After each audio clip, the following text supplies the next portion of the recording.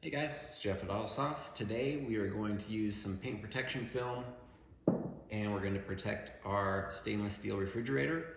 It'll help keep all the greasy paw prints off of it, makes it easier to clean, and well, it's paint protection film, so it'll protect against rock chips in the kitchen, which shouldn't happen. And yeah, that's about it. It's just going to keep the surface cleaner, eliminate the fingerprints and all that stuff because it's kind of a pain to keep it clean. So we're going to use the Avery Supreme Defense Gloss PPF, and yeah, I'm going to take it apart and get to town.